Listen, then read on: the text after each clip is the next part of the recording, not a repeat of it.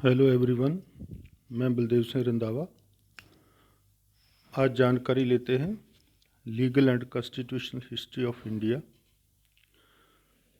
इसमें हम पढ़ेंगे ब्रीफ में अंग्रेज़ों का, ब्रिटिशर्स का मद्रास, बॉम्बे और कलकत्ता में आना, 1600 ईस्वी में आना और 1753 तक उनका इन तीनों प्रेसिडेंसी नगरों में किस तरह से उन्होंने शासन किया और क्या उनकी शासन व्यवस्था रही। फ्रेंड्स, यहाँ कुछ चीज़ें आपको जाननी चाहिए। एक तो यदि हो सके तो आप एटलस अपने पास रखें, उससे आपको चीज़ों को समझने और स्थानों को पहचानने में और अपने मन में उनको याद करने की सहूलियत रहेगी। दूसरा शब्द है कंपनी। यहाँ है बात ईस्ट इंडिया कंपनी की हम करेंगे तो कंपनी इस तरह का कंसेप्ट है, आपने पढ़ा पार्टनरशिप जो होती है वो पार्टनर्स की डेथ के साथ ही ख़त्म हो जाती है, लेकिन जो कंपनी कंसेप्ट है, कंपनी एक इस तरह की चीज़, आप ब्रीफ में समझ लें आसानी से, कि जिस तरह से कोई बिल्डिंग बनती है तो उसमें रहने वाले आते हैं जाते हैं, सालों साल सदियों तक आते जाते रहेंगे, लेकिन बिल्डिंग वहीं की वहीं रहेगी। वही कंसेप्ट कंपनी को दिया जाता है कि कंपनी एक ऐसी व्यवस्था है जिसमें जो लोग उसके मालिक होते हैं वो असल में कोई भी वहाँ कंपनी का मालिक नहीं होता, वहाँ सिर्फ उसका हिस्सेदार होता है जिनको शेयर होल्डर कहा जाता है, और उसी के हिसाब से वो वहाँ काम करते हैं। और यदि व्यक्ति मरते जाएंगे तो उसके बाद नए जुड़ते जाएंगे। तो जो ईस्ट इंडिया कंपनी जो आई थी, जिसका अपना यहाँ हम पढ़ेंगे, वो कंपनी 1874 में भारत से चली गई थी, लेकिन आज उस कंपनी का सीईओ या मुख्य अधिकारी आज एक इंडियन है जिसका नाम है मिस्टर दिनेश मेहता, अगेन ए गुजराती। फिर पढ़ते हैं कि जो अंग्रेज़ आए थे उस वक्त आने के जो साधन से इतनी दूर से, इंग्लैंड उस वक्त लगभग समुंदर से आए थे और लगभग आज से 3-4 गुना दूर पड़ता था, तो वो समुद्र के रास्ते आए थे जहाज़ों पर। इसलिए वो जो आज का हमारा भारत है, जो भारत का वो हिस्सा जो समुद्र में गया हुआ, इसको पेनिनसुला कहते हैं, और वहाँ वो उसी समुद्री किनारों पर ही वो बसे और वहीं उन्होंने अपना बिजनेस शुरू किया था।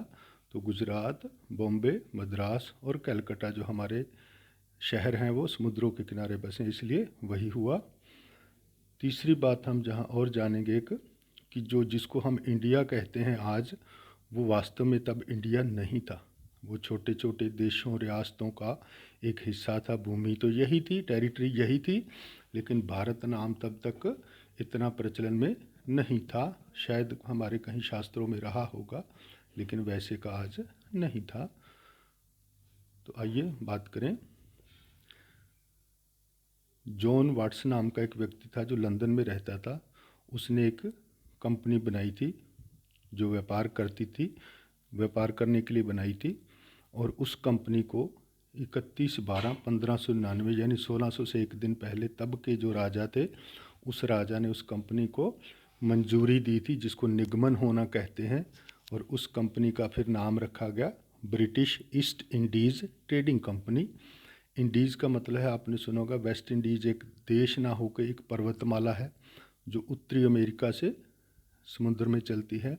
उसका जो पश्चिमी हिस्सा है उसको वेस्ट इंडीज़ कहते हैं, और जो पूर्वी हिस्सा है उसको ईस्ट इंडीज़ कहते हैं, और उसके बाद जो सारा समुद्र फैला हुआ है वो चलता है। इसलिए उस कंपनी को ये अधिकार दिया गया कि आप ईस्ट इंडीज़ के समुद्री क्षेत्र और उससे लगते पूर्व के देशों की तरफ व्यापार करने की आपको मोनोपोली के रूप में, यानी और किसी कंपनी को इजाज़त तब इंग्लैंड के राजा ने नहीं दी थी, केवल इस कंपनी को इजाज़त दी गई थी।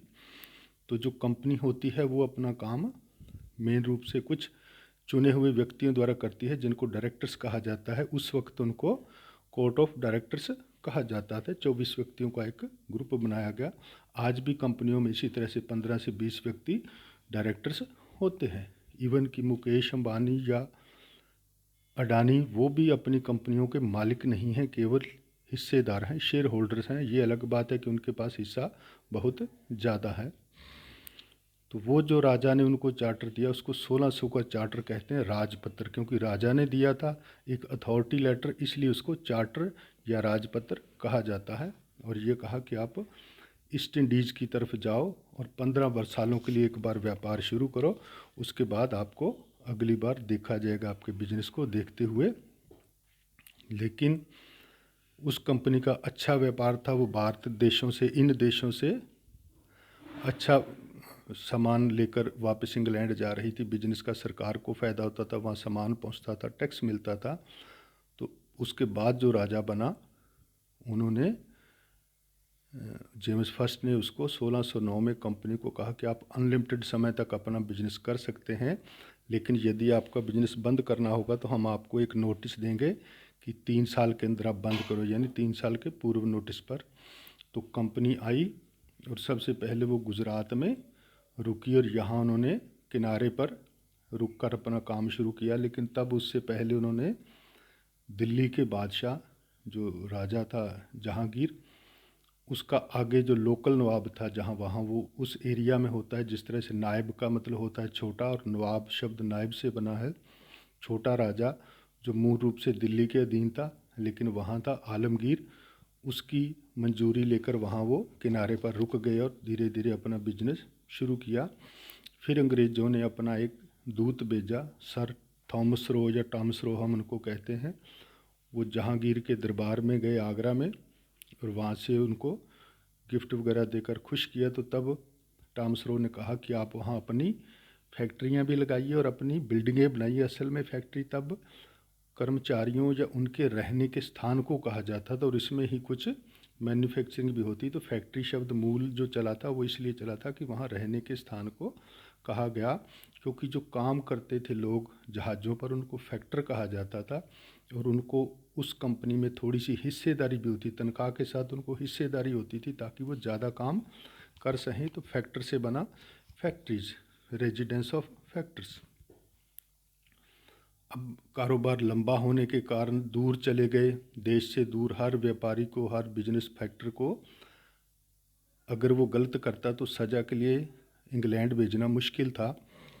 फिर उस कंपनी ने, क्योंकि कंपनी को बहुत सारे अधिकार राजा ने दे दिए थे, तो कंपनी ने राजा से मंजूरी लेकर अपने जहाज़ों के कैप्टन, जो हेड होता है, उसको ये अधिकार दे दिया कि यदि जहाज़ों पर आपके यात्री या आपके कुछ साथ वाले गड़बड़ करते हैं तो आप उनको सज़ा दे सकते हैं, कोई भी, चाहे वो मृत्युदंड ही क्यों ना हो, लेकिन उसके लिए आपको जूरी की हेल्प चाहिए। तो जूरी जो आपने अक्षय कुमार वाली फिल्म में देखी थी, रुस्तम जी वाली में, जूरी एक वैसी व्यवस्था थी जो उस फिल्म के बाद इंडिया में उस सिस्टम का 1975 के बंद कर दिया गया, जूरी सिस्टम। पहले जूरी जो थी वो इस तरह की होती थी कि चुने हुए लोग होते थे, वो उस पूरे मैटर को देखते और उसके बाद जज को सलाह देते कि इस व्यक्ति को छोड़ा जाए या सज़ा दी जाए, और जज तब सज़ा देता था। इसलिए उस जूरी सिस्टम को ख़त्म कर दिया गया। अब 1623 में पहले था कैप्टन को सिर्फ जहाज़ों पर सहायता, तो अब क्योंकि वो विदेश पर बस गए 1623 तक, वहाँ फैक्ट्रियाँ बहुत हो गई और वहाँ भी कारोबार उनका बढ़ गया। तो जो कंपनी ने यहाँ वाले जो लोकल उनके अंग्रेज अफसर बन जाते थे थोड़े थोड़े, जिनको एजेंट कहा गया, पहले फैक्टर फिर एजेंट, उनको ये अधिकार दिया गया कि पहले आपको अधिकार था कैप्टन को केवल जहाज़ों पर सवार व्यक्तियों को दंड देने का, अब ज़मीन पर रहने वाले अंग्रेज लोगों को भी दंड देने का अधिकार दे दिया गया। और जो दूसरे लोग होते थे उनको दंड देता था वहाँ बादशाह का व्यवस्था थी, लेकिन अंग्रेज़ों के लिए ये थी। और धीरे धीरे इस तरह से बादशाह के लोगों ने भी गिफ्ट वगैरह लेकर और अपने जान छुड़ाने के लिए इन्हीं को सारी पावर देनी शुरू कर दी और धीरे धीरे पावर्स इनको मिलती गई। इसके बाद 1657 में कंपनी को जॉइंट स्टॉक कंपनी बना दिया गया। इसका मतलब ये होता है कि पहले जो कंपनी व्यवस्था थी उसमें अलग अलग लोग जो मिले हुए थे, उन लोगों ने अपना अपना कंट्रीब्यूशन किया हुआ था, जैसे जहाज़ किसी के, कर्मचारी किसी के, पैसा किसी का। तो कंपनी व्यवस्था पहले वैसी थी।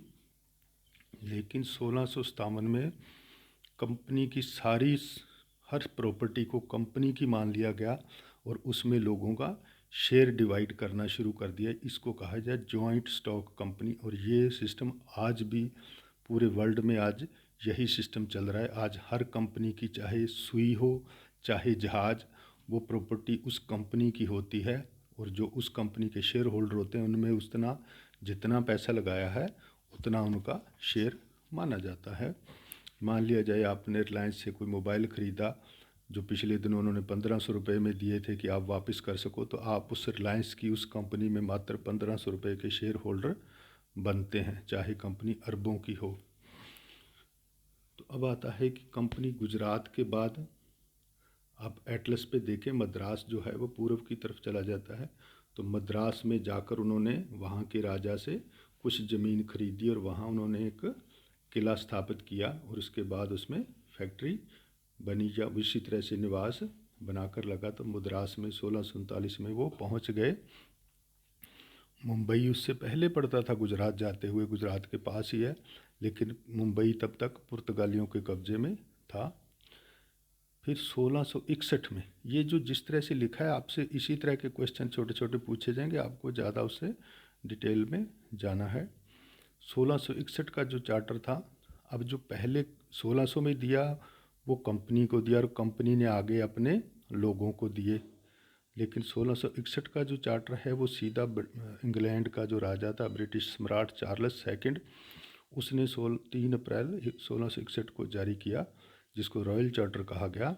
और उसने ये कहा कि जैसे 1623 में भूमि पर व्यवस्था जो थी इनको सिर्फ अपने लोगों पर, लेकिन यहाँ उन्होंने दे दिया क्योंकि तब तक बहुत सारी कॉलोनियाँ बन चुकी थी भारत में, गुजरात में थी और वहाँ मद्रास में थी और छोटी जगह भी थी।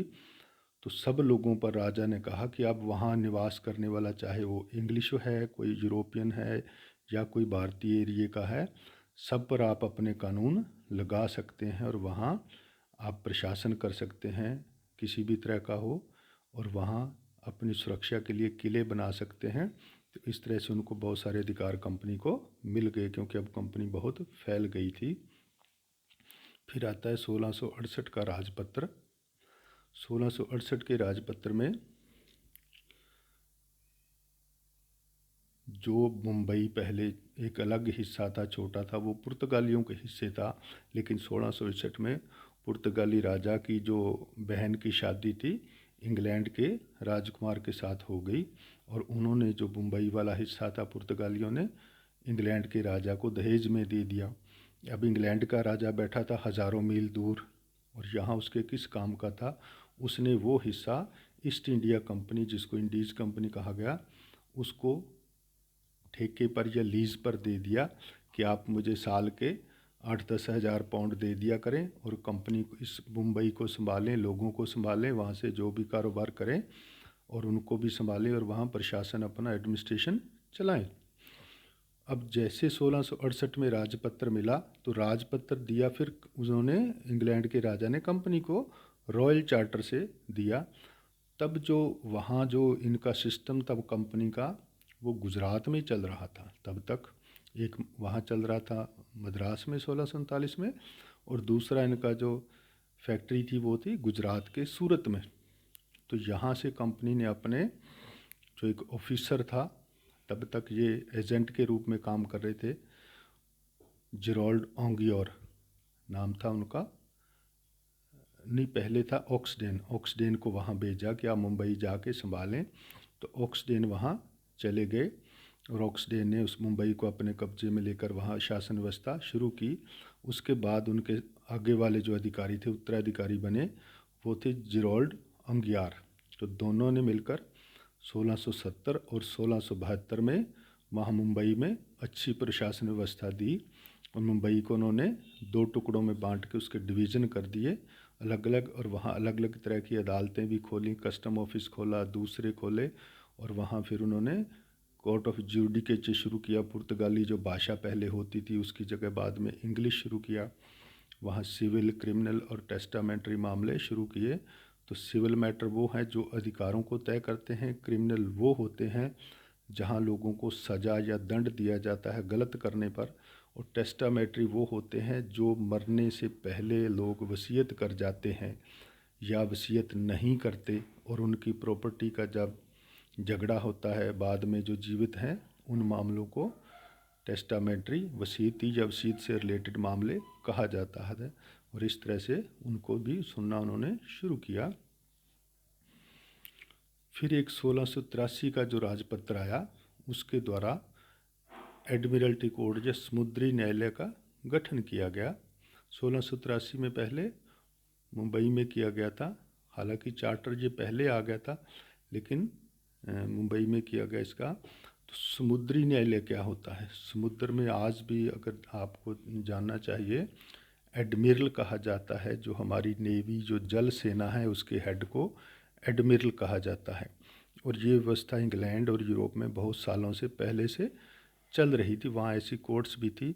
तो समुद्र के दौरान, समुद्री यात्रा के दौरान पैदा होने वाले किसी भी तरह के मामले, चाहे वो कॉन्ट्रैक्ट से हों या जहाज़ों की टक्कर से हों, लूट चोरी डकैती वगैरह सारे मामले, उन मामलों को जो सुनने के लिए कोर्ट बनाई थी उसको कहा गया एडमिरल्टी कोर्ट या समुद्री न्यायालय।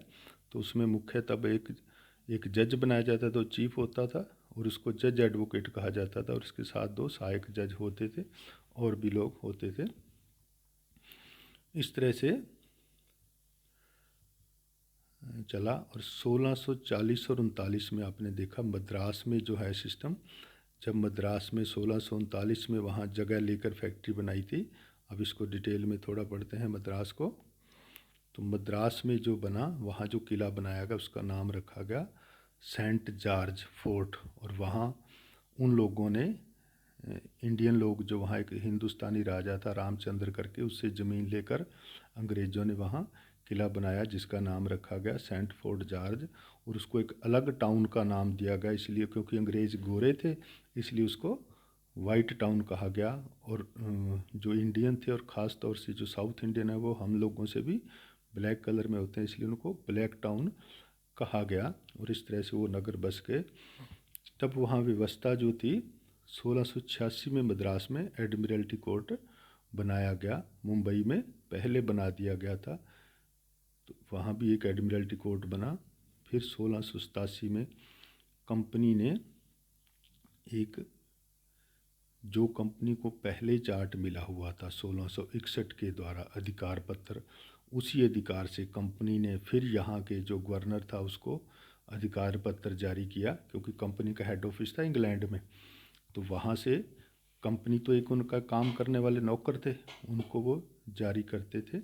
तो वहाँ उन्होंने एक अधिकार पत्र जारी किया जिसके द्वारा मद्रास में मेयर कारपोरेशन और मेयर कोर्ट की स्थापना हुई। अब मेयर कारपोरेशन क्या होता है, आप समझें कि मेयर वही है जो आज भी हमारे यहाँ हमारे बड़े शहरों में नगर निगम बनते हैं। बहुत छोटे में पंचायत होगी गांवों में, फिर नगर पालिका, फिर नगर परिषद और फिर नगर निगम। नगर निगम को ही इंग्लिश में कारपोरेशन कहा जाता है और उसके चीफ को आज भी मेयर कहा जाता है।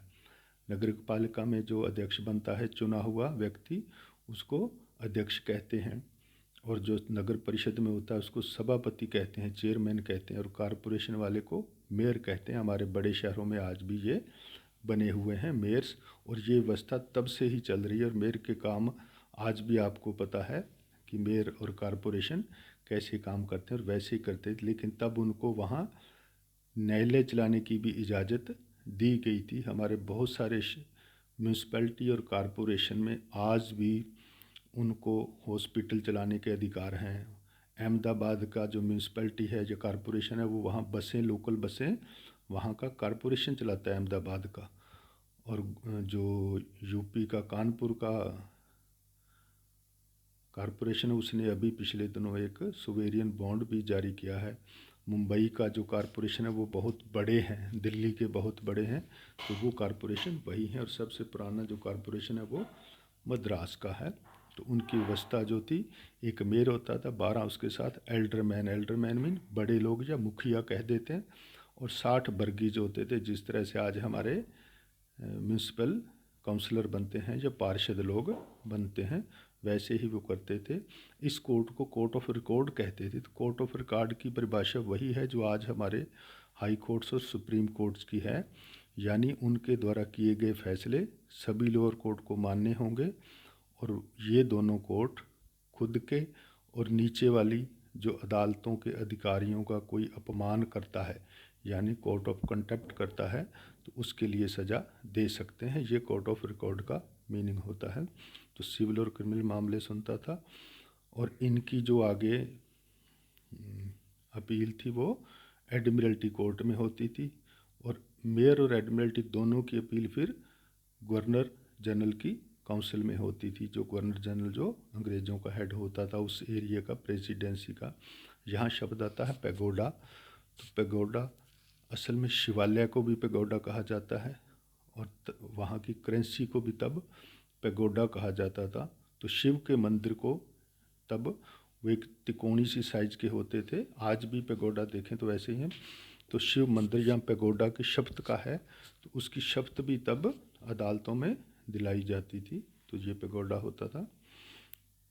फिर शब्द आता है रिकॉर्डर। तो रिकॉर्डर असल में एक कानून पढ़े लिखे व्यक्ति को तब रिकॉर्डर कहा जाता था। ये भी छोटा क्वेश्चन पूछा जाता है 2 नंबर का। तो इस तरह से मद्रास में तब 4 प्रकार के न्यायालय काम कर रहे थे।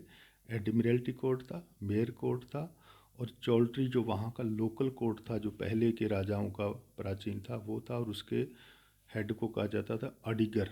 अडिगर नाम था या ऑफिसर। और चौथी कोर्ट होती गवर्नर एंड काउंसिल की। गवर्नर तब तक उस हेड जो होता था अंग्रेज़ों का उस प्रेसिडेंसी एरिया का, उसको गवर्नर कहते थे, और उसके साथ में उसके कुछ सदस्य होते थे। सबको मिला के काउंसिल, जिस तरह से आज हमारी म्यूनसिपल काउंसिल है, मिनिस्टर्स काउंसिल है, तो ये काउंसिल मीन परिषद। वहाँ 8, 10, 12, 15 लोग हों तो वो काउंसिल कहलाती है, पंच जैसी, पंचायत जैसी। तो इस तरह से ये चलता था।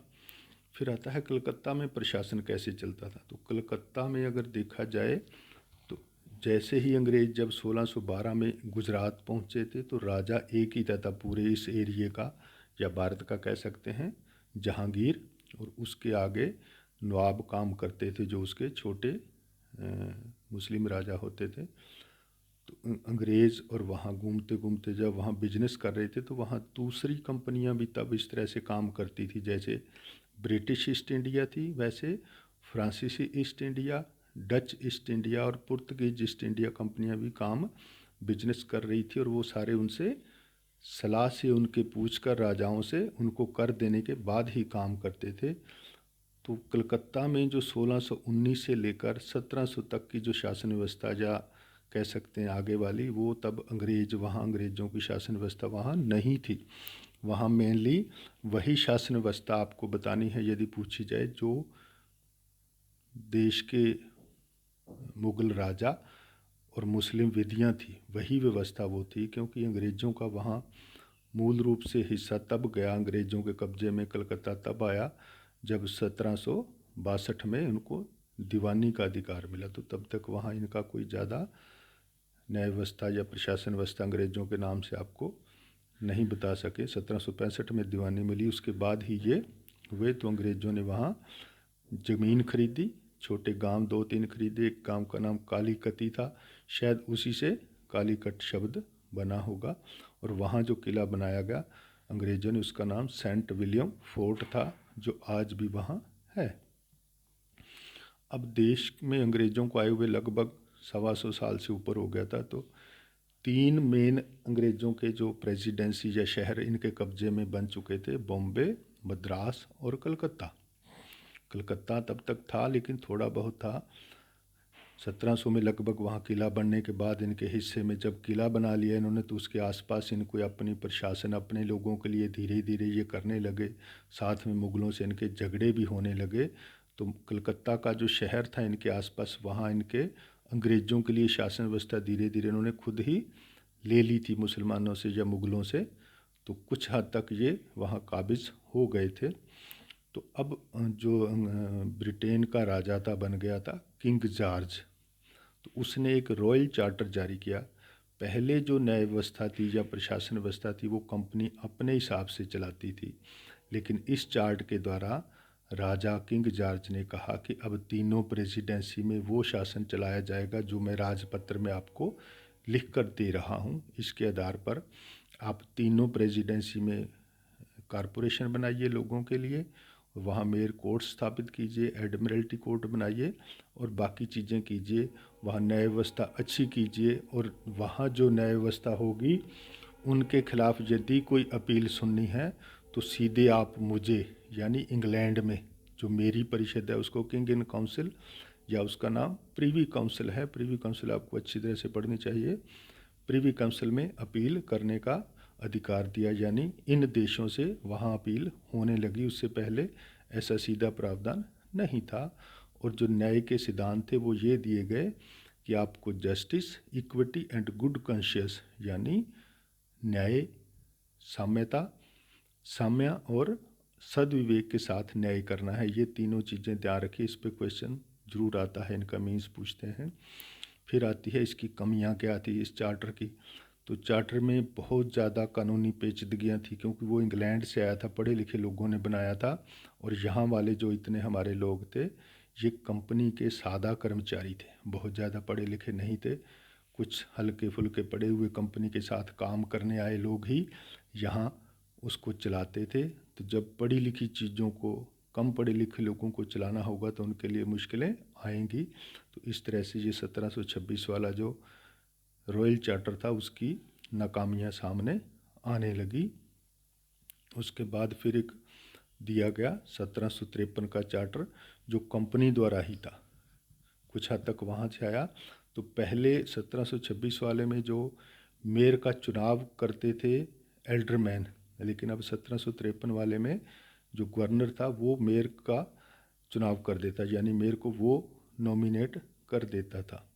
और इसके साथ एक छोटी कोर्ट और खोली गई जिसको कोर्ट ऑफ रिक्वेस्ट कहा गया। इसका नाम प्रार्थना न्यायालय भी है, इस पे क्वेश्चन भी आता है। और इसमें जो छोटे लोग, थोड़े मामलों की लोग इसके में 5 पैगोडा तक अगर किसी का मैटर था, जिस तरह से आज हमारे छोटी अदालतें में मजिस्ट्रेट हैं, तो वहाँ कोर्ट ऑफ रिक्वेस्ट में लोग चले जाते थे। तो इसकी भी जो कमियाँ आई वो भी लगभग वैसी ही थी। तो इस तरह से 1753 तक जो आपका है तीनों प्रेसिडेंसी में, ब्रीफ में आपने इसको देखा। तो इसको आप अच्छे से कीजिए और आप इसके पास, आपके पास और भी होगा चीज़ों को समझते हुए, आप इसमें ध्यान दीजिए। फिर नेक्स्ट मिलते हैं इसके अगले हिस्से के लिए। 1753 के बाद फिर चलते हैं। तब तक ओके, गुड लक।